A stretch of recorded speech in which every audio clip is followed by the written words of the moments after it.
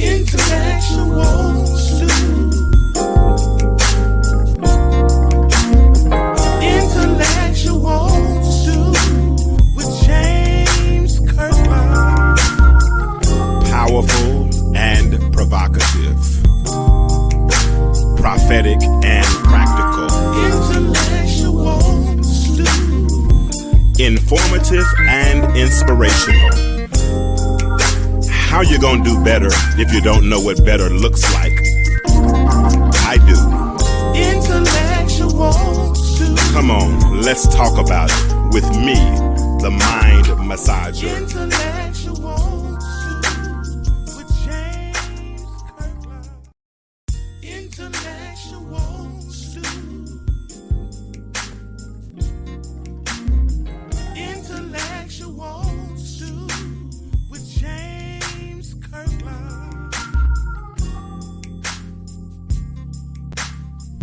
What's up? What it do? Time for another episode of the Intellectual Stew with yours truly, James Kirkland. And we're getting ready for a little talk therapy as I await for my special guest to join me. If you can hear me, will you talk back to me? Drop a 1 in the chat or let me know where you're listening from. Let me make sure I got my sound on and let me turn my music off. There it is. Boom, it's off. All right, so talk to me. What's up? Are y'all there? Getting ready for another episode of the Intellectual Stew. What's up, Kiki, on this another night of the Intellectual Stew with Thought Therapy? Hey, those of you that say it's Facebook user, do me a favor, back out and let it allow you to show your name so that way I can communicate with you.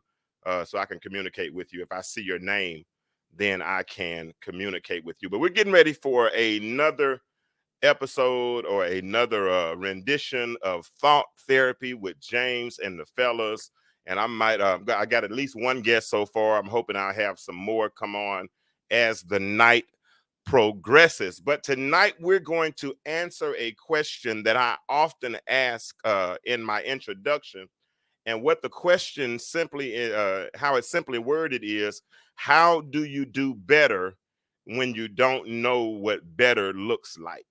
How do you do better if you don't know what better looks like? Who is that from Houston, Texas? Let me know, because I like to talk to my people. I like to talk to you so we can carry a conversation. And do me a favor as well, if you will. When you share this thread, I'm going to go ahead and bring my next guest, my guest in as they appear. And I have one. He looks like he's walking around. What's going on, Marion? I'm just trying to find that right background. Man, I know you're.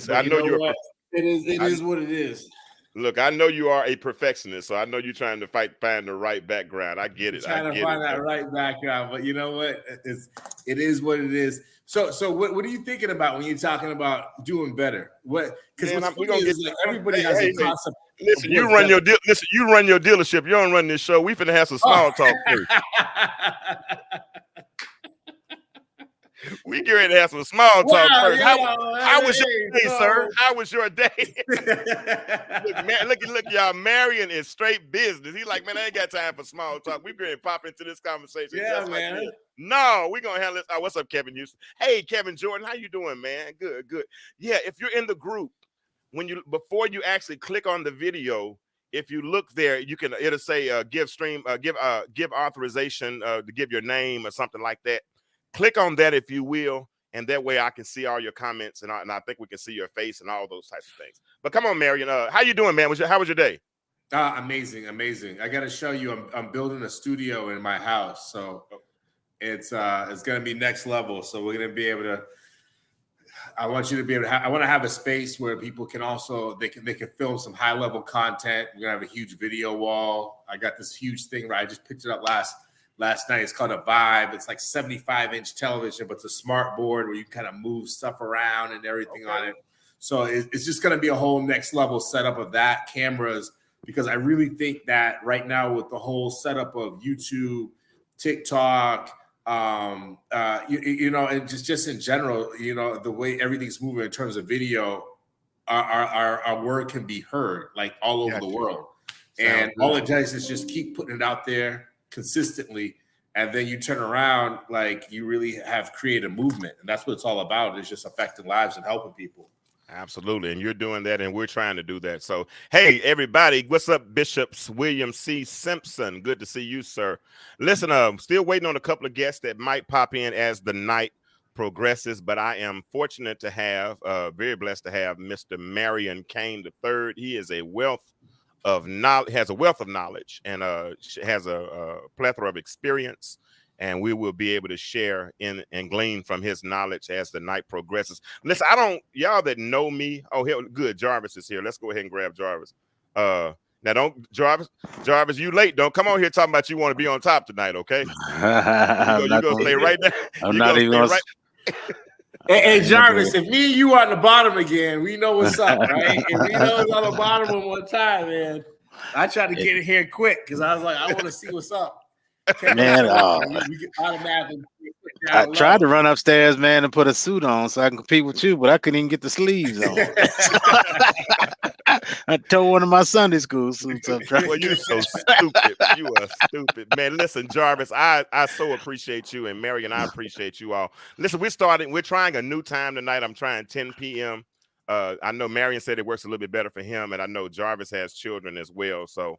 And I don't, my children are grown, so it's not really a big deal. But listen, we're going to get into this conversation tonight. And if you're on, share the thread. I think we'll build it. If you all, Marion or Jarvis, if you all can go ahead and share the thread if you haven't already done so. And Jarvis, like I said, you can simulcast if you want to. But let's go ahead and get into this. Now, you asked me a minute ago. Our thought comes from a question. And I really kind of did it this way because I wanted to leave it open. So we can kind of deal with a couple of different things. But I got a couple of videos, a couple of questions I wanted to put out there for us tonight. But I ask a question oftentimes, how do you do better if you don't know what better looks like? And let me unpack that a little bit, right? Because, it's so easy. I hear people say, well, your mama taught you this.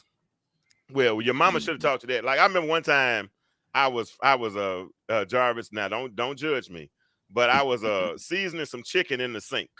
And I was filming myself seasoning the chicken in the sink, and your grandmama probably did it. Yeah, so my grandmama did it. I washed it. I mean, the sink was clean. I put the chicken in there. I washed it. We had vinegar in the water, all that stuff. Put my Lowry's on. I ain't gonna give away my secrets, but I put my seasoning on the chicken, all that kind of stuff. And I got a phone call said, "Boy, don't be putting that chicken in the sink." I said, "Huh?"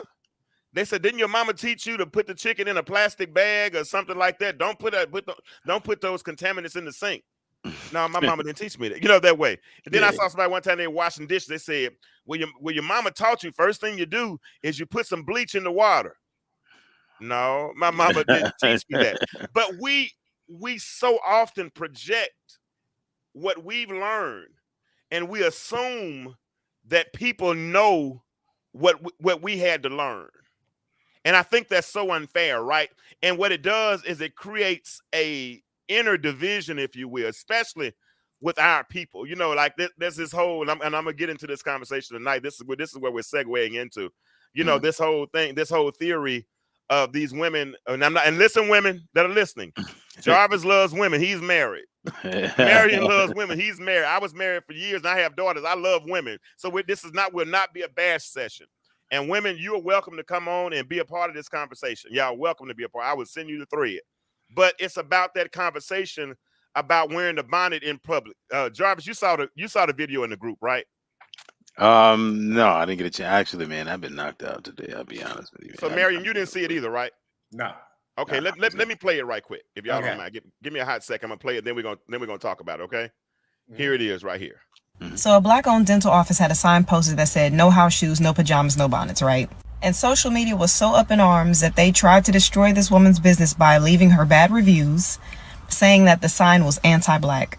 I just want to know why everything negative and uncouth has to be labeled Black culture. I also want to know why advocating for us to go in public looking like we care about ourselves and how we look is deemed as respectability politics.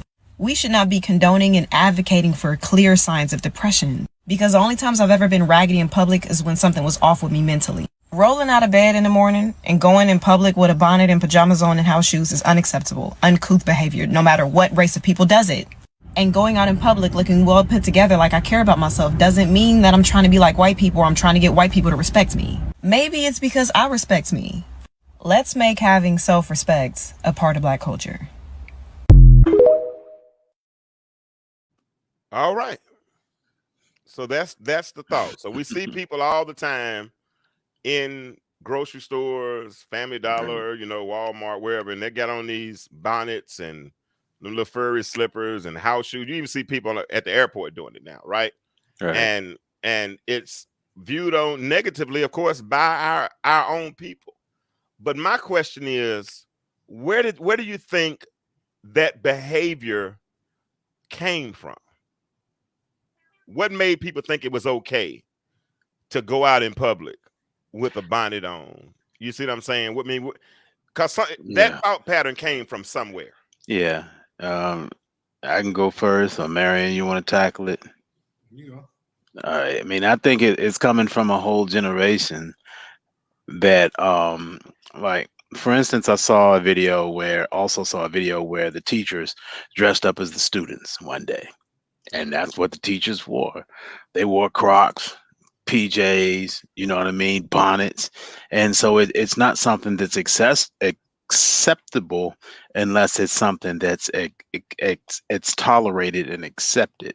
So what I won't do is I won't allow my children or my daughters to come out, you know, the house in a certain way. You know what I mean? So I only because I came from a culture where, you know what I mean, if you see me Monday through Friday, you know what I'm saying? I may have been coming home in a suit because I had to go in the office every day, but on Saturday and Sunday, I would be dressed down, you know what I mean, with a hoodie and, you know what I mean, and sweats or whatever, and I was treated totally different. You know what I mean? It's like KRS-One's lyrics, black men are judged by their clothes and black women are looked at as hoes. You know what I mean? That's a stereotype that we still, and an uphill battle that we still have to face and fight.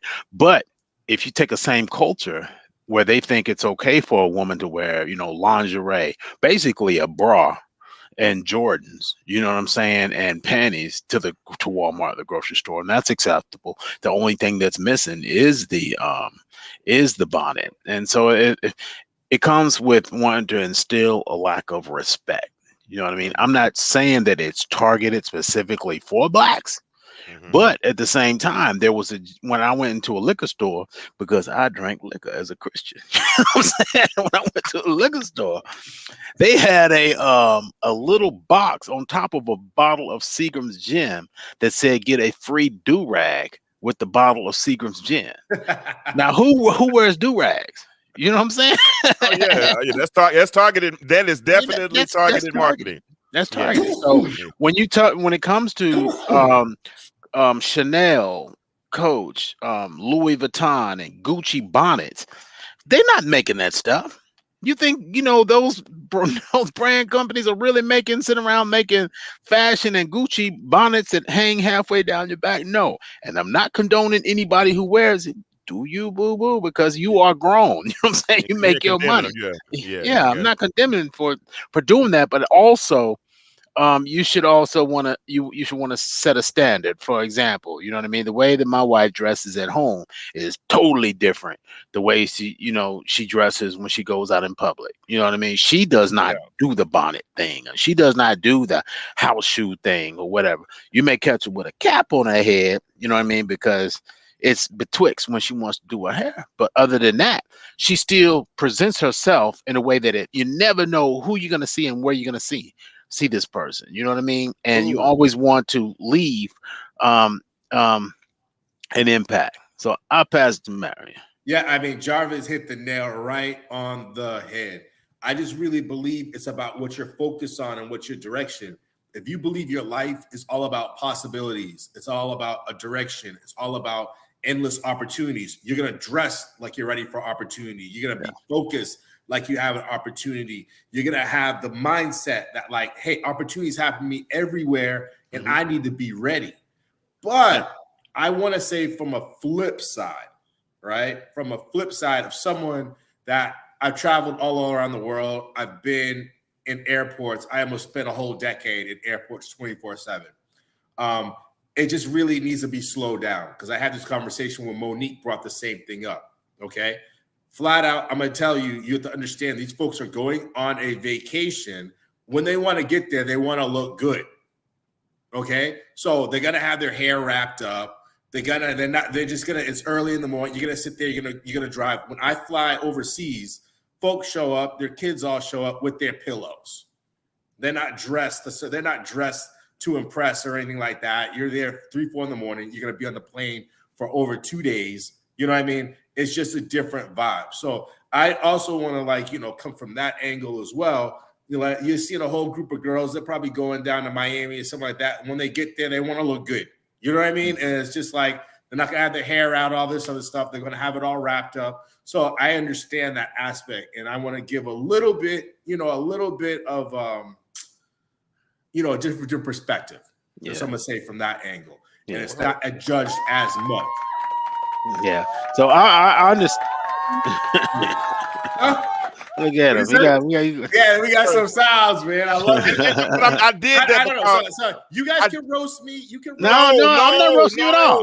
No. What I'm gonna say is, I bet you James had a curl. You had a Jerry curl, did you? Never. I could never grow that much hair. You couldn't grow that much hair. No. Well, your boy had a Jerry curl, and it was times that I walked around with that curl bag. You know what I'm saying? Because I was trying to keep. I was trying to keep that drip popping. You know what I mean? I had it twisted down in the front and slicked down on the side with the finger waves and beat up in the back. You know. Actually, Marion. Actually, I appreciate you for taking that perspective. I really do, because, like I said, I don't want this to be a bash session, right? Nah. And this is my point. This is the point, right? Because somewhere along the line, somebody came up with this label that grandmama got weak, right? Grandmama was weak. She let granddaddy do this and do that. But it was a time that grandmama wouldn't have let you walk out the house looking like that. Right. And see, grandmama would have said, girl, you don't need all your, thigh meat hanging out, or you don't need that side meat, cover that up, And we're and we live in an Epicurean, anything goes society now, right? Because Epicurean said, let us eat, drink, and be merry, because tomorrow we're going to die anyway. So now we're in an anything goes society, right? Mm-hmm. So we don't care. And the thing is, when you come out, right, and you talk, let's talk about the respectability piece of it, right? We got our bellies hanging out, we got our stretch marks showing, we got all these things going, and I got you got 2 or 3 year old watching, and all these, and those are the parts. But that part that I hate, Marion and Jarvis, is that when the infighting starts amongst us as a race. You see what I'm saying? When we start talking about, like the young lady in the video talking about, why does this have to be Black culture? And I get it where she's coming from, but I don't want to create division in the process. Go ahead, Marion. I see you got something you want to say. Well, I mean, what I look at her is, whenever I look at those kind of videos, the first thing I did while she was before, I missed about 10 seconds, because I always turn the volume off and I want to look at her. Okay. And I want to look at her surroundings, and I want to look at how she really feels, what she's angry about, or what her real thought process is. And so I saw the woman. She was in an expensive car. Okay. She was in an expensive car. Regardless if it was her car or somebody else's car, you can just tell she's nice. She likes nice things. She's accustomed to nice things. She probably spends her time and her information stuff on and her direction on nice things, which isn't wrong. So those are the things that she values, and she wants to be on that level. And she feels that being on that level not only elevates her, but also elevates her race. And I can respect that. I mean, she wants to put that message out. I can get that. But all I'm just saying is people are on different levels. There are some people that fly all the time. There's some people that are out all the time. And then there are other people that, they've saved up for 6 months to go down to Miami, and they want to take some pictures, and they want to show out, and they don't want the $200 they spent on their hair to sweat out on the airplane. And I can respect that too. You know what I mean? So it's just a lot of different perspectives, but we are kind of mixing it in with, there's also just a culture of folks, you go to Walmart, and like Jarvis was saying, they're just completely half dressed. But I'm also going to tell you from another perspective, it's not a Black thing. completely. Okay. Because there's a thing, if you really want to look into it, it's called being pajama rich. Right? Being pajama rich. It was kind of start off by Hugh Hefner. Everybody showed up at his house all dressed up. What's up, that one? He had all the girls around him. He shows up in his PJs. Like, I just don't care. Right. You know what I mean? Yeah. So it's just the same situation of it's just like it's just a level of laissez-faire. It's just you're on a certain level. You're like, you really don't care as much as anymore. But I just don't think it really needs to be said something about us as a people, or you want to judge a person in general. I mean, I don't know. And that I think it's a little different because I see it as like the genius can play the clown, but it can't be the other way around. And with that, what I'm saying is when I used to work for Walmart corporate, it was nothing for me to sit at the lunch table next to Rob Walton. Okay. And he would just have like a regular flannel shirt on. I'm sitting there with a suit, and he had a regular flannel shirt on. He drove this dirty green truck and parked it up front. And this man's worth billions. You know what I'm saying? I went to a winery this weekend, and here I am, the same little free breakfast on, for more that they serve in the morning. The people who own the winery, the people who are the Kraft family, you know what I mean? The people who own all of Kraft, and they come in, you know what I'm saying? They're like what you say, casual or whatever, you know what I'm saying? They don't have anything to lose. They're above and beyond a judge zone. And I'm not saying that Black people in general don't always have that uphill battle of being judged, but all I'm saying is I want my kids to not have to fight that uphill prejudged stereotype. You know what I'm saying? It's cool if you let your kids go to Walmart with bonnets on and house shoes and, you know what I mean, and whatever. It's cool if you don't mind if your son's pants are sagging or whatever, and you know what I'm saying, and he just got that nonchalant look or whatever. But I just hold a higher standard because I have a higher expectation from my children because I push different values into them. I want you to be able to look and say, those are Tally kids. Yep. Because I have a value, I have value on my name. You know what I'm saying? That's good, man. That's good. And I can't always watch them, but while I can watch them, I applaud when people say, oh man, those are the Tally kids. You know what I'm saying? So to me, that's the difference. And it goes way back to when we said how you discipline your kids. Sometimes it's not always through beating or chastising physically. Sometimes it's for them wanting to do things to make you proud. But I also think it's a major situation of setting up something for people to look at in a positive sense. As opposed to sitting there chastising them, you be that level. You stay on that level. You give them something to reach out to, because then they'll imitate that. Because I'm dead serious. Talking to a lot of these folks, they don't know how to buy a suit. Right. They don't know what. That's my point. To buy. They just really don't know. And I kid you not, you stop and talk to them. They want to know, but this is just what they see in their environment. My point. That's my point. So I'm more saying is, instead of I really can understand what the woman was saying. I really could understand. She had a pure heart and intention. I really do think I understand what she says, but I just don't think these folks are purposely doing it. It's more of not a nature, but a nurture type event. And I think that it really goes down to a way, like, sometimes people in the minority culture are viewed that we just like, this is our nature. And it's like, no, this is not it's an environment. It's an environment. Put them in different environments, give them different role models, and give them options. Right. And that's, and Marion, thank you again. And Jarvis, listen, you're 100% right. Because my daughters would be the same way. My ex would never have allowed our daughters to walk out looking a certain way. Right. And she would walk out. I don't care if she had a hat on. Then that little part, the hair that came out from under that, she would make sure she curled that part. You know what I'm saying? Because it was just a certain way she was going to look. But her mama taught her that. Right. You know what I'm saying? And it was a culture created. And herein lies the question, because how do you do better if you don't know what better looks like? And then this is where my problem comes, Marion. Dawood, what's up, bro? What's up, Zontarius? Kevin, I thank you for all of your comments so far. And y'all, listen, let's have this conversation, keep it going.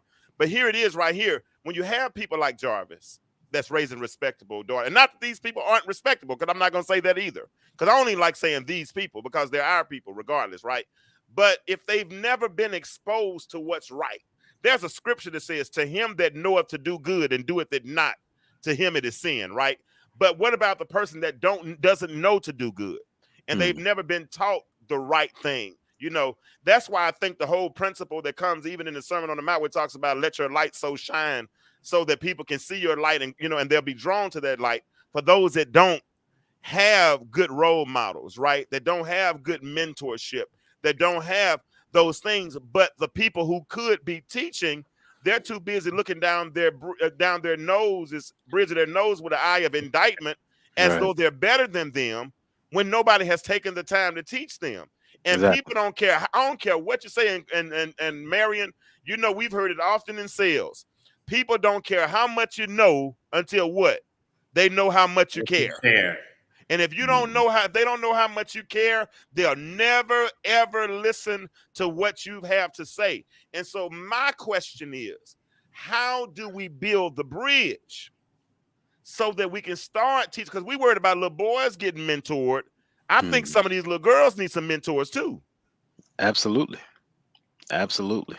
Yeah, 100%. And it has to start. I mean, because, how are you going to mentor your daughter if you getting high with her, if y'all in the club together? Listen, I ain't trying to say, you know what I'm saying? I ain't trying to just throw that out there with her, but you know what I mean? Because once you open that door, oh, I forgot I got access to it now. I'm sorry. Go ahead. The playing field has been leveled. You know what I'm saying? You never catch me. Now, if my kids are grown, if they're grown, that's one thing. But you never would have caught me taking my son to a strip club or getting my son drunk or anything like that. Or, you know what I mean? The line was clearly there for the purpose of respect. I mean, because it's the way that I was brought up. You know what I'm saying? So the reason that my kids have a foundation of where it is because they got it from me. If you don't know where it is, there's absolutely nothing wrong with seeking it, because self-teaching to me is even more dangerous. You know what I'm saying? Because that's when, okay, if nobody will give me the right way to do it, then I'll figure it out myself. That's scary. And it is. It's an environment situation. It's just an environment situation. If you look around and that's the way everyone else is dressed, you're going to want to do and adapt to whatever your environment is. And I think it's just really just an opportunity for folks that know better. I don't even think it's real. I think it's more of an opportunity for the woman to step it up, to be more of an example and let her light shine for those folks, as opposed to judging them. Because I just talk to a lot of different young folks. They just don't know, and they want to know. I've had a lot of folks that come and work with me of all different races. They don't even know how to buy shoes, dress shoes. They don't even really know socks. They don't know any of that stuff. But you know what? I don't realize they're watching me every day. And then what really touches my heart is then when these guys will turn around and they'll spend their hard-earned checks on some nice shoes and they shine them up. We go down to Suit Supply. We buy suits for everybody. They're spending their money and they put it on and they feel different. They see different. And then what happens, their family also sees that, and then they follow them. So there's a domino effect in a positive sense too, as it's happening from a negative sense. But I just can tell you flat out from the way I was raised, my parents, they didn't buy me Jordans. I didn't wear Jordans. I didn't have the cross color, clothes. I'm dating myself. I didn't have the FUBU. I barely had some Nautica. I had some little bit of Tommy Hilfiger. I was on the chaps. I was on that one level below. But it's not that they couldn't afford more. They wanted me to focus on the academics. They wanted me to focus on who I was being, not exactly what I was portraying myself to be. And what's sad is that you can even ask some of my friends. I went through that period when I finally got my own money. I'm like, forget this. I'm gonna go buy a bunch of Jordans and I'm gonna buy some track suits, man. And this is stuff I couldn't wear as a kid. And I was dating my mind. You know what I mean? I put it on and I'm looking and I was like, you know what? I was treated different. And I'm like, I'm gonna put my suit back on. It's sad, you know. Not to say I don't have a closet full of Jordans, which I do. You know what I mean? But it's just like you start to recognize that the way you're dressed, you are treated different. And it gets to the point when you're cool with it, you understand that, and you're manipulating the situation. It's just that you just don't know that that's really what really happens on the outside. I just have a lot more access. A lot more doors are open to me when I'm dressed. I got my head up, looking right. My mind's right, and I'm positive. Absolutely. As opposed to when I'm trying to, like, you know, dress and look like someone else. So it really is a personal choice, but I think it's something that folks need to understand is you're actually limiting yourself as well. Hey, let me let's jump on Zontarius' statement. He said we've departed from cultural standards, and I agree with Zontarius because you know, Jarvis, I took my daughters to a softball tournament in Kansas City probably about 6-7 years ago. And we had a sorry team, so we got put out early, right? So we got a chance to go down to the Negro League Hall of Fame a couple of times. And when we went down to the Negro League Hall of Fame, they talked about how at an average Negro League game, there would be 30 to 40,000 people there. But an average MLB game would be about 8,000 people. And one thing that they prided themselves in doing was they would dress to the nines, as they called it, right? When they went to the baseball game, they would dress in their Sunday best, you know what I mean? Dresses, and because there was a cultural standard. And so, and in the Black community, you know, when we were all in there, when the teachers and the lawyers and the doctors and the professionals lived in the hood before the Fair Housing Act of 1967, which enabled us to live in their communities, right? You know, when all of the professionals were in the community, there was a standard because, you know, there was a 2-parent homes, and you would see the businessman husband come home and get out of his car and walk in the house, and the neighborhood kids would see him as the businessman, right? And all those things would happen. But as the substructure got weaker, because now they said we can't. When they said we can move in their neighborhoods, we did. So the professionals moved out of the neighborhood, and the doctors and the lawyers and the teachers, they moved across the tracks. And so then all of the ones that were the examples that showed how we should dress, how we should carry ourselves, how we should portray ourselves as men, they're gone now. I saw a statistic one time that when Robert Taylor Homes was in existence in Chicago, I think over 20,000 residents, I think it was less than 10% Black men in that neighborhood, I mean, in that area, right? But all these little boys, so they don't have any examples. So they don't see a job. They don't see a Marion. They don't see somebody's volume is on. They don't see our individuals. So therefore, they look at Michael Jordan or the rappers or the people that on TV or the images that Hollywood wants them to see. And all it does is it weakens our position. It puts us in a position to be disrespected or not respected or not even care, because most of them got a mentality of, I don't give a, I can't say it, but I don't give a flip anyway, when we should. Yeah. Yeah. And I think that's where you need more men and women to come out and say, not on my watch, you know, so and not on my watch. So any young man that I come across and any young lady that me or my wife comes across, you know what I mean? We're not going to change our values of the way we dress or the way that we do. You know, we invited a young lady to go to church with us. She wanted to go to church. She was 16 years old. She wanted to go to church with us as a family. We dress still. You know what I mean? So she called and she asked my daughter, what do I wear? My daughter told her, put on something nice. Does everybody have to dress a certain way when they go to church these days? No, especially with these new age churches. But what I don't do is I don't bend. When I went to the restaurant, we was tired as all get out. It was our anniversary, our 18th anniversary. You know what I mean? And we was real tired. My wife was like, she was like, Jarvis, I think I'm just going to wear a t-shirt and some jeans. I said, you could do that, but it's our anniversary. We've always dressed up on our anniversary. You know what I'm saying? We've always put on something nice. So You could do that if you want to. She saw me slowly getting dressed. She saw me slowly buttoning up my shirt and putting my jacket and things on like that. And she said, you know what? You're right. It's our anniversary. I don't care if this little place has nobody else dressing up. That's what we're going to do. So it's, to me, it's okay to hold on and be the example that people need to see, because people may not always, you may not be able to talk to everybody. You may not be able to witness to everybody or testify or testimony to everybody or give everybody your testimony. But what you can do is to be a walking vision board for people. And people really do pay attention. So just like you said, you would see the person who was the businessman who got in the car and did the things like that. He may never said a word to people, Exactly. but Walking field. someone looked at him and said, I want to be like that dude. Absolutely. I want to be like that person. Or somebody may be like, I want to be like that lady right there. See how she carries herself? You know what I mean? I may have never spoken or said a word to her in her life, but I like what she has. I like the way she carries herself. I want to be like that. And to me, that's important. Yeah. But what stores are in some of these neighborhoods? Like, you know, you have to figure out exactly what stores are there, what options do people have, you know?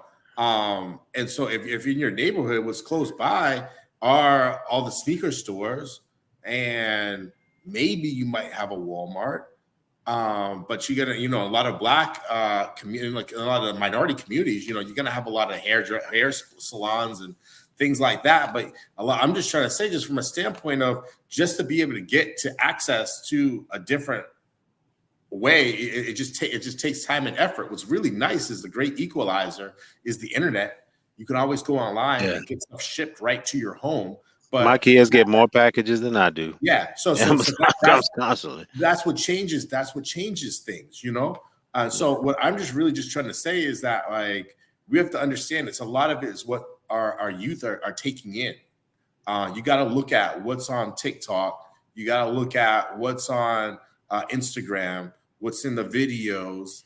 Because now, back in my day, well, you know, rappers used to dress a certain way. Now rappers just very androgynous. Rappers are wearing bonnets and they're wearing flip flops. Right, you know what I mean? And so, I mean, it's just a very it's a really a whole thing of they're trying to fit into some culture. Yeah, and eventually it will get to a certain point once they get into the workforce. And I can understand where the woman was coming from. She's just trying to help folks. Hey, when you're trying to get into a workforce, it's going to be a rude awakening. Yeah, but it's a way to deliver the message. I like what Zontarius Rick said, but also want to get into Dawad's question about the ancestors and past slavery and what we did because we didn't teach them. I want to get a better understanding of that question. He's asking us how many of us on the panel speak about our ancestors past slavery and what we did, because if we don't teach them, talking about youth, that then they'll never know how great they can be. He definitely talks about where we've come from as a people and all those types of things. He's on those types of vibes. I try to get him, because that's what he's really into, you know, dealing with the past. And I've even suggested at one time that he might want to start his podcast and talk about some of those things, because I'm not as well versed as he is in those areas. So I can't talk. I'm not, listen, because I don't want to sound disrespectful, but I'm not going to speak about something that I'm not as knowledgeable about. Right. Okay. And so because I'm not knowledgeable about it, I talk about the subjects that I choose to talk about. Like tonight, yeah, I get that. And like I said, we could talk about you when you're on the show, or when we have those open mic conversations, we could talk about all of those types of things. And I welcome those conversations. But like I said, as far as me leading with that conversation, I'm probably not going to do it, because that's just not what I'm as well versed in. Right. So like I said, no disrespect to Dawood, because Dawood has a wealth of knowledge as well.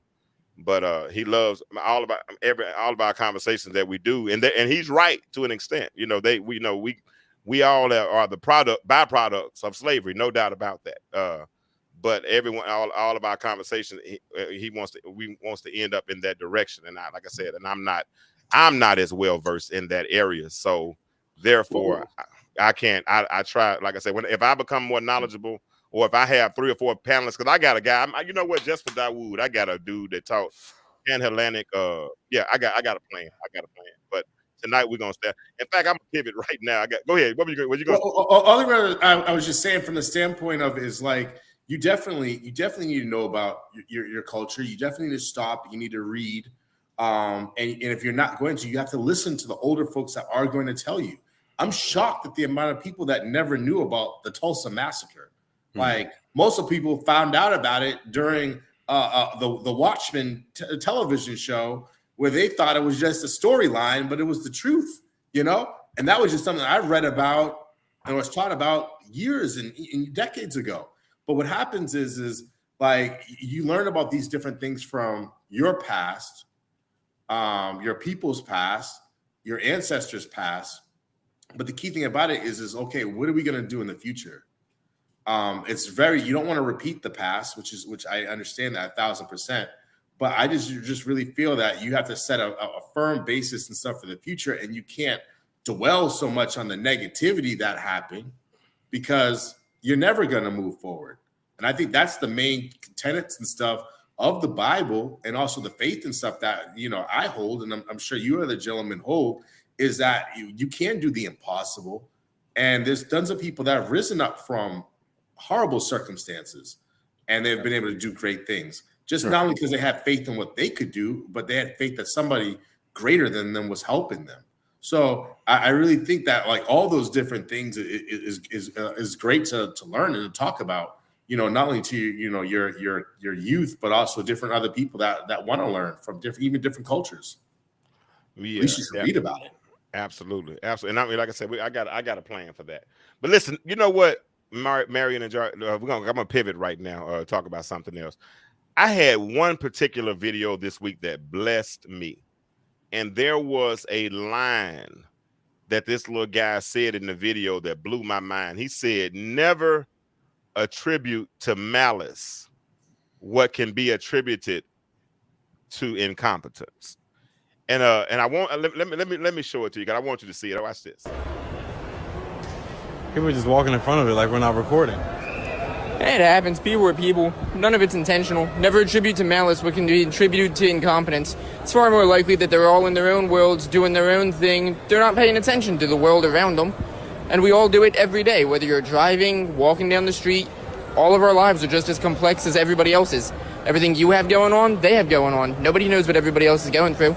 We also need to be a little more self-aware and aware of the world around us. That was deep. You gotta look deep to find the deep things. If all you ever do in your life is stay at the surface, you'll never find anything worth exploring. Are you real? I try to be. Are you an AI? No, not at all. Man, let me tell you something. That little 54 seconds right there blessed the minute. Because if you missed the context, they were recording. Some people kept walking by. Brother looking for a reason to be, man, they act like they don't see us recording. Well, maybe they didn't see you recording. You know what I'm saying? So the little dude said, never attribute to malice what can be attributed to incompetence. Everybody's in their own world, doing their own thing. And Marion, when I tell you that video blessed me right there, because you know what? Because I think, Jarvis, so many times we look for reasons to be offended. That's Not right. you. I know you. You probably won't. You so bulletproof. You ain't gonna let nobody bother you, Jarvis. I know that. But you would join them to death. You whatever you gotta do to get out of them. But all good, all in fun. Yeah. But did you hear what he just said, man? Yeah. He said there's a whole world going on out here, man. People got their own thing going on. People got bills. People got concerns. You don't know what a person has going on at home. You know what I'm saying? Yeah. That's why, you got to be careful how you deal with people, man. You do. And one of my good friends, Pastor Sean Strickland, and her husband were both on a radio show that I had, and they talked about something that kind of opened my eyes up to that. And it was simple as someone called Sean, and they asked her for money, and she was going to give it to him, and she thought about it, you know what I mean? And she harbored on it and decided not to do it, But the problem was she harbored it and it caused her to lose sleep. Wow. And her husband was the one that interjected that she's losing sleep over somebody else's situation where they've gone on about their life and they're not worried about it. And sure enough, to prove that, when she reached out, the girl was out gigging it, shopping, doing everything. You know what I'm saying? So she had taken someone else's situation and ingested and moved on. And that's kind of like the day. To me, that's what I got from that video. That's kind of like the day to day is. People worry so much about what other people think, what other people are doing, how other people are responding, where the people at. People are buying homes, people are getting married, people are popular, people making money, getting money. You know what I'm saying? They're losing focus on their own path to do their own great things. Wow. You know what I mean? So to me, that's kind of what I got from it. Follow your own path. Silence the noise. Do what you got to do. Focus. Yeah. What you got for me, man? What I'm saying is what you focus on is where your mind goes. Yeah. And where your thoughts are, that's what will come to you. It is no such thing. You're not manifesting it. Yeah. Everybody you are drawing it. You're a magnet. All right. It has nothing to do with the universe. Nothing of it. That's what you are focusing on. That's what you're gonna get. It works in a negative sense, but it also works in a positive sense. But folks are taught even from a young age, don't think too positive. You just want to just think of the worst, and then if something good happens, you won't be surprised. You won't be disappointed. It's a thought process that's taught even from a young age that you're not allowed to think big. You're not allowed to focus on something positive. You just got to just hope nothing bad happens. And at that point, you're not thriving. You're just surviving. That's right. But it's 100% all about what you're focused on. I remember reading the study about a road that's in Kansas. It's a straight road, right?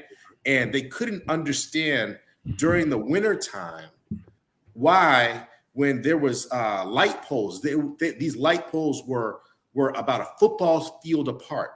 And they could not understand why in the wintertime, when it would spin out, why it just wouldn't spin out and just wreck in the open space. It would spin out and actually hit a telephone pole. Now, these were a football field apart, and they were barely a foot wide, right?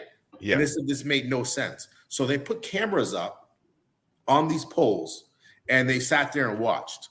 Come to find out, as soon as the person hit a patch of ice, you know what's the first thing they thought about? Don't hit the pole. Don't hit the pole. Don't hit the pole. And do you know what they did? And the camera caught it. Oh, wow. They actually steered themselves toward the pole. Wow. That one study changed my life. You know what I mean? Because even when we get into issues and we get into disappointments with our coworkers, our loved ones, our friends, our family, if we are predisposed to be looking at the pole, we're going to see the pole. We're going to hit that pole because that's what we want. That's deep. You know what I mean? Very deep. So it's one of those situations. It's a daily effort that folks don't get. You got to sit there and make a list of what you're focused on.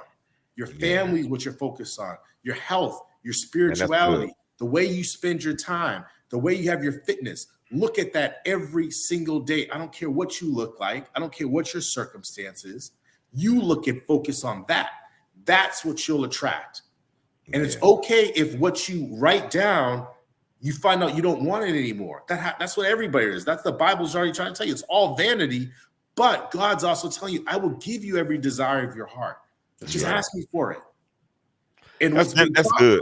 What's been taught to people is they've all been distracted. They've been told, ask the universe. Okay? So Jarvis, right? Let me tell you this, Jarvis, you got your kids, right?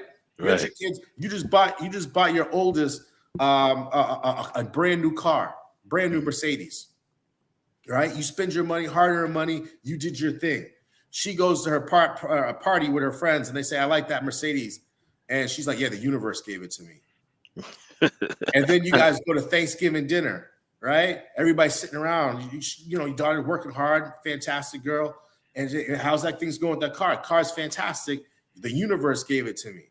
you're not a prideful person, but after a while, you'd be like, yo, I'm paying. No, the universe gonna pay the car note and the insurance. Right. The universe. But see, here's the deal. How do you think God feels? How do you think God feels? That's How do right. you think he feels? Wow. When he sits there and hears about that every day, the universe. No, it ain't the universe, it's me. And you know what, man? And that's part of that whole culture thing, man. The more Western we become, you know, and the more the substructure was weakened, the more we became exposed to. And when we are the effects of what we've been exposed to. Right. And we've embraced, you know what I'm saying? Sometimes I see stuff now, I be like, how? You know, like I'll be like, how, you know, I'm the only single one on this panel. So sometimes I look at dating profiles, and when I look at dating profiles, I look at a couple different things. I look at height, you know, because I'm vertically challenged. I ain't the tallest guy, you know. But I look at religion, you know what I'm saying? And I see black women as Hindu and, you know, and Jewish and everything. I'm like, how? You know, but and so. And I'm not judging nobody. Let me get that understood. I don't want to get picketed on me or none of me. Well, maybe it would, but that might make me viral or whatever. Y'all can say, yeah, picket me. I'm good. I ain't gonna talk about the alphabets, but I will. But yeah, y'all picket me. I don't have a problem with that. But you know, you got a good point when you start talking about that mind thing, because you know, as young parents, sometimes we make the worst mistakes. You know what I'm saying? Especially like I used to suck in the morning. You know, rushing like, hurry up. Move, you know, go faster. You know, we gotta catch the bus. You know, gotta go. All this kind of stuff. Drill sergeant, and you putting that all on that child's mind. First thing in the morning, the kid get on the bus. Now have a nice day. You know, you done terrorize them for 15, 20 minutes. That's me all day long. That's me all day long. Terrorize them. I know, man. My daughter be on the school bus crying, and she be like, "Why you send that baby to school like that?" You know what I'm saying? They gonna think you an abuser. It's abuse.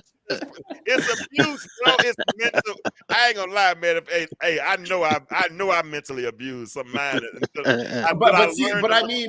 there's that fine line between like actually caring and you understand that's love. You know what I mean? Like it's like we gotta make this happen. Like we're taking your education seriously. Every day counts. You know what I mean? Like it's just two different viewpoints. It could come from a negative standpoint, but I look back and it made me laugh because that's what my parents did to me.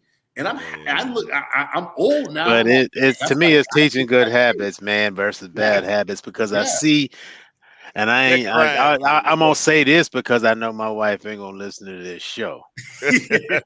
My wife will wake up. She'll wake up at 6 o'clock in the morning, and she'll lollygag until 6:45.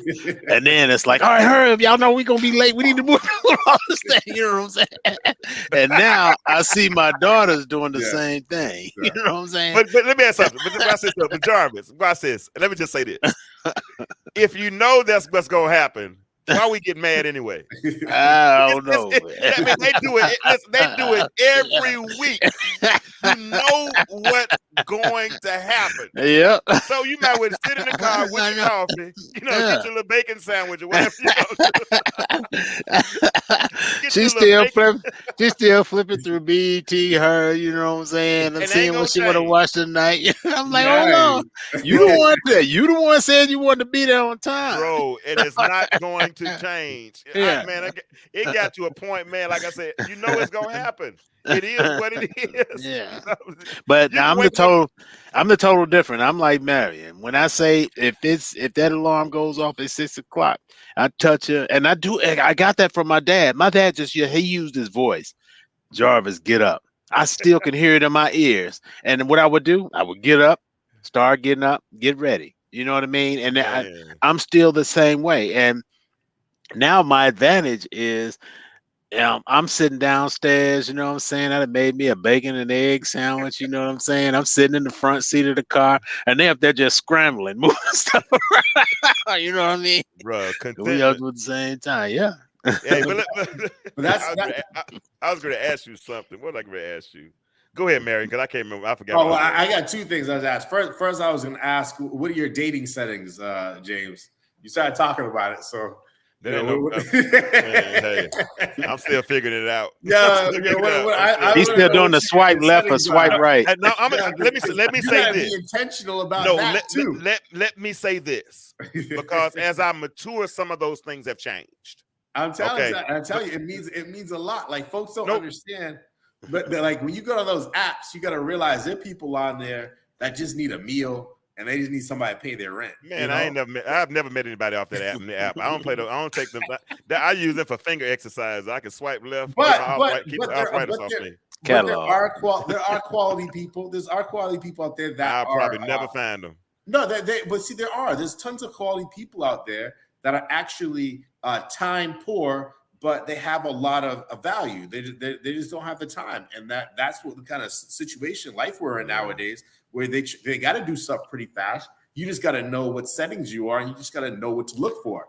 I'm really into when I do the public speaking, I do sales training and stuff like that. I really believe pictures tell you a lot. Yeah, like I really deep dived into that a lot more lately, because you can tell a lot about a person, what they're doing, where they've been, just from their photos. Only thing that throws it off is that a lot of people will use dated photos from like years ago. So, but honestly, I don't think James is ready. I think he's still in a place where he prides his space and his privacy, and that's one thing that he'll have to sacrifice the more that he gets to know somebody. Hey, how this turn into a James analysis show? I'm just telling you what a TI is. I'm trying to figure I don't out think any of us are every ready. You just gotta keep showing up. Oh Lord. Yeah. When you keep showing up, hold on. You He ain't ready. Drop some bombs or something. Hold on, right quick. Hold on. Because James, man, incoming. Hold on. Let's get another. Why in the world we start talking about who James is? He ready. He ready. Let's be ready, man. Let's do this one too then. It has to be a level of consistency to it. That's you know? No. Jarvis is probably right on that thing. When I'm ready out there, I'm gonna give you an example. When I say as I grow, things might change a little bit, right? Like for instance, it was a time I said I wouldn't date a woman with children. Okay. But if I meet a woman that I start talking to her and I start to care about her, it's no way I can not care about her, and I can care about her and not care about her children, right? Right. So that might change. You know what I'm saying? So I'm not limiting myself. I know I might have a height and weight preference, all those types of things. But if I meet somebody and I like them, those things might change. You know what I'm saying? Now, but there are limits to that. Don't get me wrong, because I'm 5'9", but I'm not gonna say my weight, because my weight has increased exponentially during this whole pandemic process. But so I'm not limiting myself. Well, I am, because I don't want to exclude. But if you know who you are. I mean, let's be realistic. You know what I'm saying? That's all I'm saying. You need a woman who's got so much going on that she will not focus on your time, because she'll have things going on herself. Yeah, you can't be needy. I'm not, you know what I'm saying? Yeah, because she's gonna have her own things going on. Because honestly, if it was up to me, I probably wouldn't have selected my wife. You said she ain't listening, right? Right, she ain't gonna listen to the show. Okay, thank you, Jesus. If it was you put it on Lifetime, she would. BT her. I didn't want to make sure she don't hear this right here. But I probably wouldn't. But God knew what I needed. Okay, there you go. That's clean it up. Clean it up. He knew what I needed. You know what I'm saying? And what I was thinking and what I was looking for, you know what I mean, wasn't what I needed. Yeah. You know what I mean? But he packaged it up, and you know what I mean? She came as the package that I had to discover. Yeah. You know what I mean? Found your good thing. That's what I'm talking about. Man, it came with a lot of mistakes and fixing and molding and doing this. You know what I'm saying? How many years you been married, Jar? 18. 18.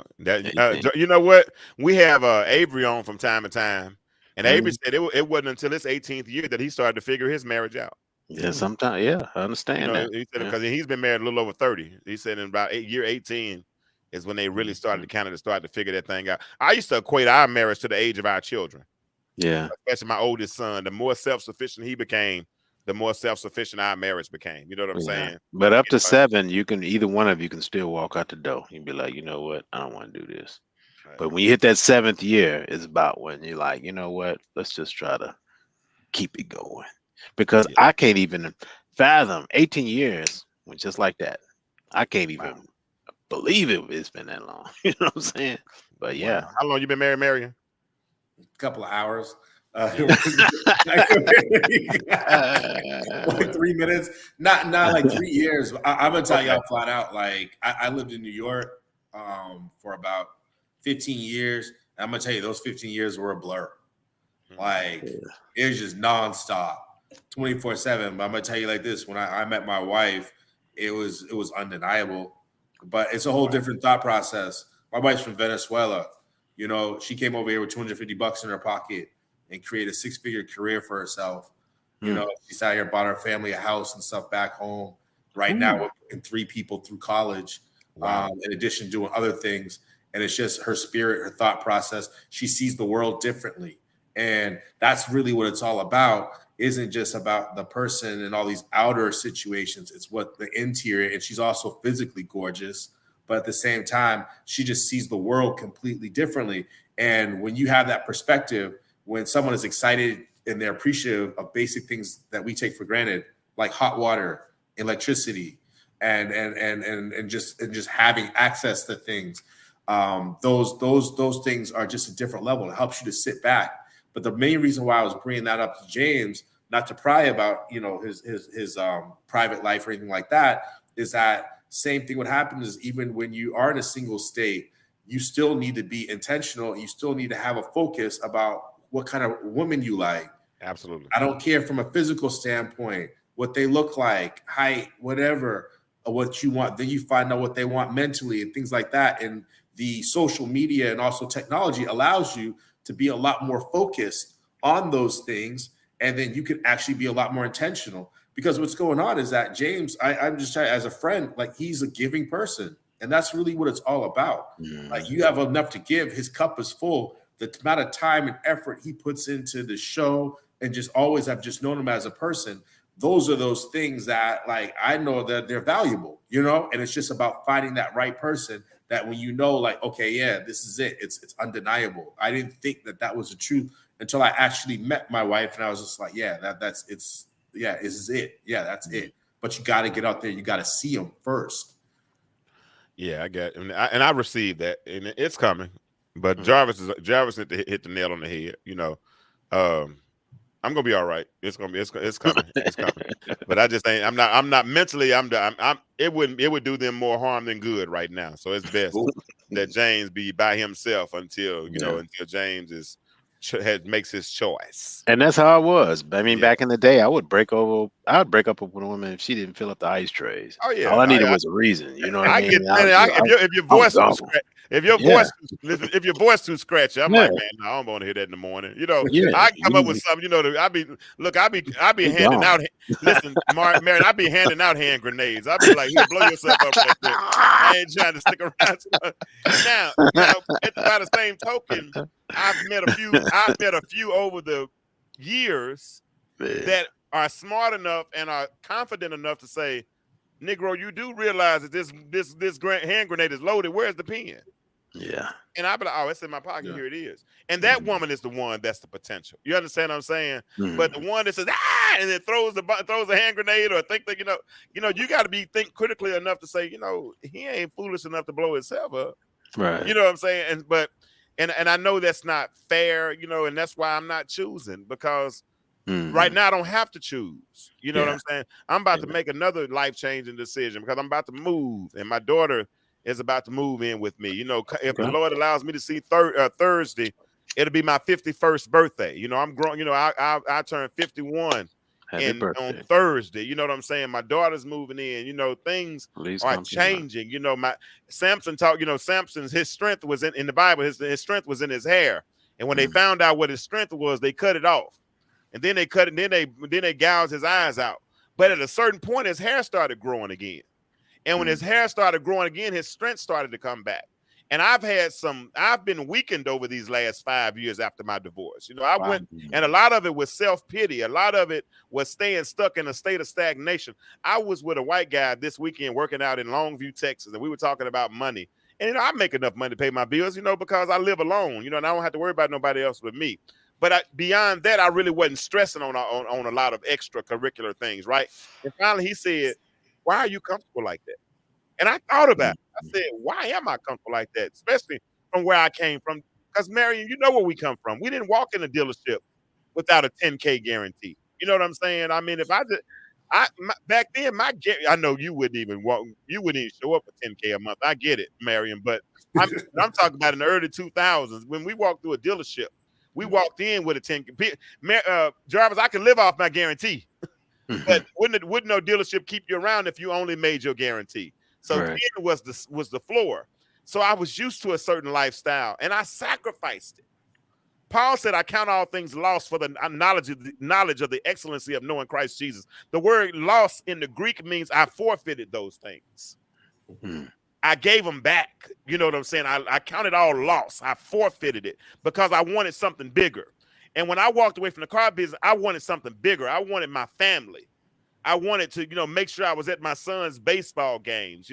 I wanted to make sure I was at home, so I sacrificed management. I sacrificed money. And you know what? And I used to get mad because, hell, it didn't seem like folks recognized my freaking sacrifice. Right. I could have stayed at the dealership. I could have worked 12, 15 hours a day, lost my relationship with my son, still ended up losing the marriage. I did all of that. Thinking I'm doing the noble thing, right? To come home, and I still lost it. Mm-hmm. You understand what I'm saying? I understand exactly what you're saying. Bro, because Marion, I know you can relate. Because like you said, you've only been married for 2 or 3 years. I remember I would be told, I don't need the money. I want you at home. But then hell, when I'm at home, now you're complaining. Yeah. And I understand what you're saying because I have my wife now knows that I deal with separation issues because my first marriage ended because of income, because I lost my job. And coming home is when her parents packed her up and packed all the kids' things up. And I had to help put the kids' stuff in, on top of the van and this and that. So my wife now knows that I deal with separation issues because what if I don't make enough money? What if I am now spending a lot of time at home, but I'm not bringing it in? You know what I'm saying? So I try to make sure that even though that I am the breadwinner, in the back of my mind, it always is. There's always going to be this thing, that says, man, what if, you know what I'm saying? What if I don't make enough money? They don't recognize the freaking sacrifice. They want you to be who they want you to be, but won't let you be the best version of yourself. A man is not Build-A-Bear. Now, you can have your standards and you can say what you will and you won't put up with. But I believe in a concept called having elastic walls. You allow a person to grow into who they are. Because if you start trying to control and manipulate the outcome of how somebody is, that's witchcraft. Yeah. That's witchcraft. And if that person's not for you, just let them not be for you. You ain't got to demonize them. You ain't got to say that they're this or they're not this or they're all that. That's it. I get it. But I know what I did. I know what I did. And Marion, like I said, at my age, I'm 51. I got in the car business at 21. I made it in management at 26. So that would give me, if I had stayed in management for 25 years, how many times would I be a millionaire right by now, Marion? Yeah, you hit some pockets. There was some pockets in there. Like I had a chance to buy into a car dealership at 29, but I was making the wrong decisions. Yeah. You understand what I'm trying to tell you? So I know, but I was told I don't need the money. I want you. Well, I came. I did. She needed the money. She wanted the money too. That was just a metaphor. You know what I'm saying? Don't ever let a woman tell you she don't need the money. She need the money. Yeah, that's why I'm not choosing stats, Marion. You know what I'm saying? That's why I'm not choosing stats and sharing stats, because I need somebody who's going to compliment and I can compliment that we can grow together. That's that. So until I find that person. Only reason why I differ on that point, James, is that past behavior is indicative of future results. You know what I mean? So I hear you, boy. You said, say it again. Say it again. I was going to say the only reason why I differ from what you're saying is that I really truly believe past behavior is indicative of future results. The decisions someone's made in the past, the time they put in, is indicative of what they're going to do in the future, good and bad. You know what I mean? So I do think stats are important. You know what I mean? But you have to understand exactly what type of stats they are. No doubt. I respect a lot of times when people, they have done a lot of grinding, have done a lot of stuff in silence, and then they come out and they've done a lot of big things, as opposed to, they're doing it and they're telling everybody about it from the same stem. So I do think stats do matter. I mean, you want to find out like what they've done. I'm not saying they don't. I'm just saying that I haven't set mine yet. Is all I'm saying. Okay. And I'm not limiting mine. I know what I wanted to look like. Yeah. You know what I'm saying, for the most part, and I know what kind of characteristics I wanted to have. And I can't see that on the picture. I can see part. I can see. I can see what she. Yeah. But I ain't never seen nobody post the ugliest picture. You got, you know what I'm saying. Everybody, ain't nothing wrong with it. Right. You got. You know what I'm saying? Everybody gonna put their best foot forward. Am I right, Jarvis? Then you can go ahead and say what you're gonna say. No, I mean you would do the same thing. You know what I mean? You got some people who take pictures like this. Yeah, some people take pictures like this. Yeah, some people take pictures like this. You know what I mean? They're gonna take the best. They're gonna take the best angle that's gonna give them the best opportunity for you. You know what I mean? So you do the same thing. You know. No, I'm not faulting them for doing that. You know what I'm saying? Do that. No doubt. I get that. But my point is that you're going to always see the representative. You're going to always see the best foot. You know what I'm saying? But things can definitely change. You know what I'm saying? Because like if I look at I appreciate if I look at a dating profile and I see her in a wig, but then I also see her with a bald head. You know what I'm saying? Because that way I ain't gonna be surprised. And wig is diverse, bro. You know? I like the little short bob wig. That's the one I like. You know what I'm saying? But don't let me see you out. And then because I can't tell the difference between a wig. I mean, I'm sorry, these glasses ain't nothing but a prop. You know what I'm saying? I can't see that good. So don't fool me, because I might get mad. But if you this whole universe is a lie. but hey, but the whole universe is a lie. It's all an illusion, bro. The universe gave her that wig. God didn't give it to her. That was the universe gave her that wig. And what a sacrifice it was for that horse. And it's hers. She paid for it. She got the receipt. I get it. But I don't want no surprise. I just don't want no surprise. Yeah. And I can't tell. You know what I'm saying? So hey, I'm just saying, hey, you just gotta enjoy yourself, enjoy the moment. Man, I'm enjoying. Not every successful courtship ends in marriage. No doubt. But listen, but one thing I'm going to do, Kim, hear your brother well when I say this. Y'all in California too much. But one thing, hear me well. Whoever gets me next, whoever I end up with, is going to get the best version of me. Mm-hmm. And every day, listen to me and listen well. Every day I'm becoming a little more me. Yeah. Okay. I'll be more me tomorrow than I am today. Every day I become a little more me. And so until I get to a certain place, and I promise you I'll be better next week and next month and beyond, And when I become but wait a minute. But you started the show off asking, how do you know what better is? Well, I do know what better looks like. I've seen it. I watch it all the time. And so therefore, because I know it, I can strive to go towards it. Some people. But what about if it's not better for her? Well, then she's not her. Okay. Yeah, your turn. Go ahead, Marion. I just utterly disagree with what you're saying. It's just that's fine. Hey, we got different fingerprints too. I just tell you, you're enough right now. I'm not saying I'm not enough. You have the value, you have that level like right now, and it goes on what we're saying about saying how do you do better if you don't know what better looks like. That's exactly what I just said. If this is enough, and I'm telling you that I'm not where I'm supposed to be, imagine how you're gonna view me when I'm telling you where I'm supposed to be. It don't matter how I view you. Yeah, exactly. So I think what Marion is saying, that I wouldn't marry the person that I used to be. But listen to my point. And I agree with Marion in saying I'm not saying that.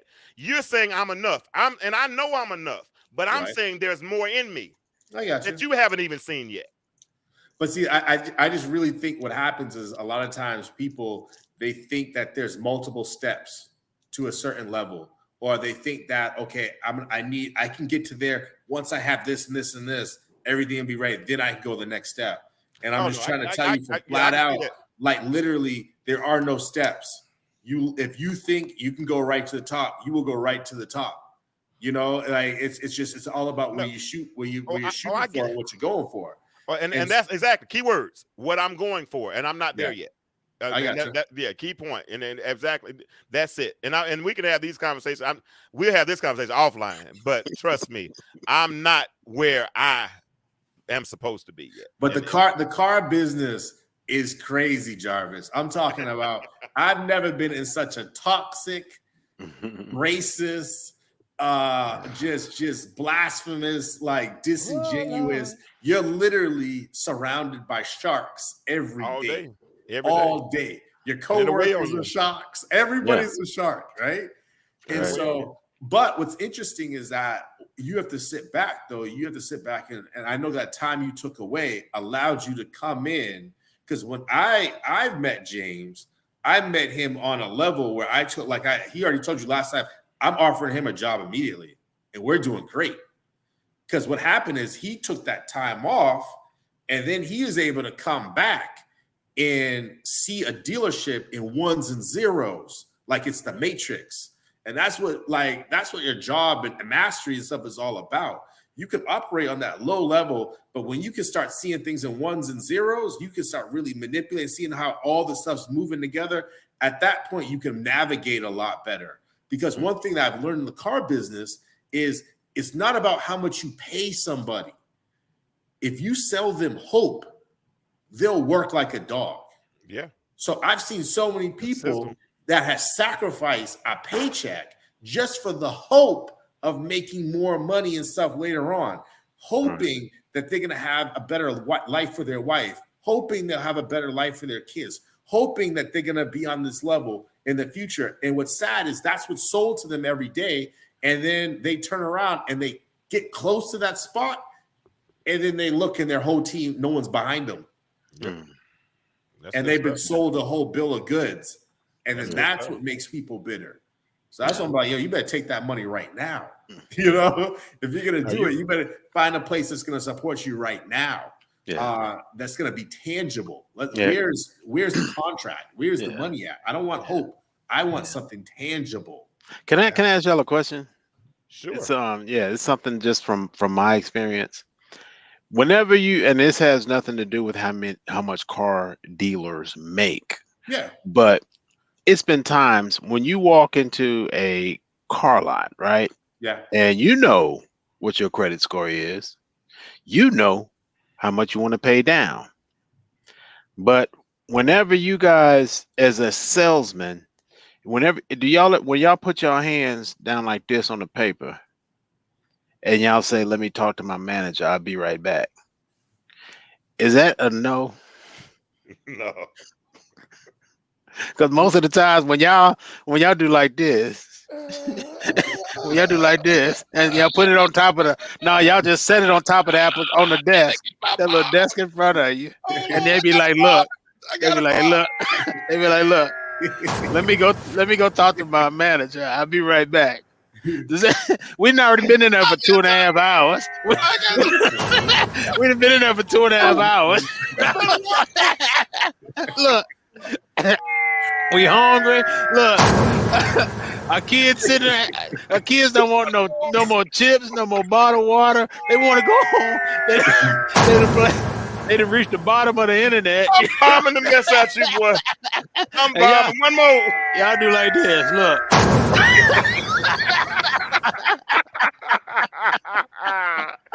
No, the answer is no. Thank you. That's all I wanted to know. No. I wanted a positive spiritual answer. That person might have arthritis. Okay.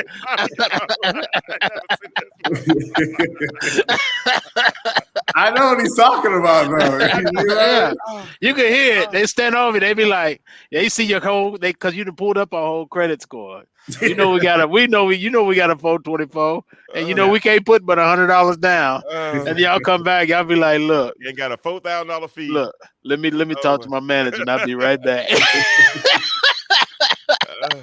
But see, when I'm in the store, I get rid of those people before we get to that point. There you go. I appreciate that, man. Don't hold me 3.5 hours. I go reverse, man. I'm selling hope, man. I'm like, buckle in. We're calling all your relatives. Co-signer is king, bro. We're gonna work you for a co-signer. Huh? or a straw purchase, one of the two. We're gonna get We're a getting some co-signers. Let's go.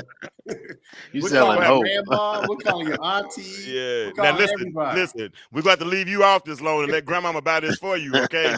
Now you can add your name to it in 12 months. I tell you something, bitch. Before I gave you, I used to keep a look. I used to keep a sledgehammer in the trunk. You, when they say, "Can I get something out the trunk?" I tell you something. Oh my God. Oh my God. Oh, I've been Oh my repoed a God. few times. Oh God. Hey, man. Oh God, you stupid. Yeah. Yeah, look, we've been on here long enough. It's been fun. Man, y'all are fun, man. Man, I appreciate y'all for real. I really do. So, Yep. Jarvis, Marion, those have been listening tonight. Listen, I tried a new time tonight, and I'm gonna probably keep trying. Listen, men are a hard crowd, and I know we've done women, and we get women on, and I was even gonna bring women on tonight, but they didn't want to do the holidays. I don't know, whatever. All good. We're gonna keep trying. We're gonna keep bringing these women on. We're gonna bring these men, and we're gonna have these good conversations with these good brothers. Jarvis, you got any parting words? Oh man, no. Just hold on to your standards, man. Let them be exactly what they are. Originally, we talked about, you know what I mean? If you don't know what it is, then how do you know what you're looking for? So I'm just saying, just be that vision board for somebody, because somebody's always paying attention to you. Somebody sees you walking out the house. Somebody sees you walking in the classroom. You're teaching somebody. Somebody sees you raising your kids. Continue to be that. Continue to not wear the bonnets if you don't approve of the bonnets. You don't have to preach to the choir. Just be the, you know what I'm saying? Be the sermon. Be the walking sermon. That's it. Good stuff. What's up, Marion? It's everything's about what you focus on. I challenge everyone to focus about positivity. Focus on where you want to go. Focus on what you want, not what you don't want. And it all starts with how you start your day. And I just want to challenge everybody, like, to really get really fired up about their dreams, fired about what you're doing on a daily basis. And you're gonna explode out of bed every day. And you're gonna be excited about not only what you're doing, but what your changes you're gonna make in the world. Because it's just not all about what you can take, but what you can give. And when you're just giving, you come full, everything comes to you. That's just what I've known on a daily basis. And that's really what I do.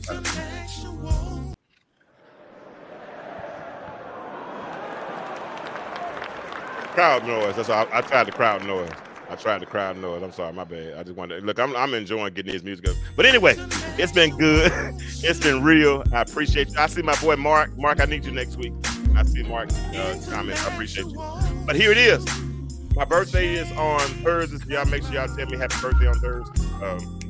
And other than that, y'all gonna see my new T-shirt I got coming out. Guess what? The world is changing. My question for you is, why do you remain the same?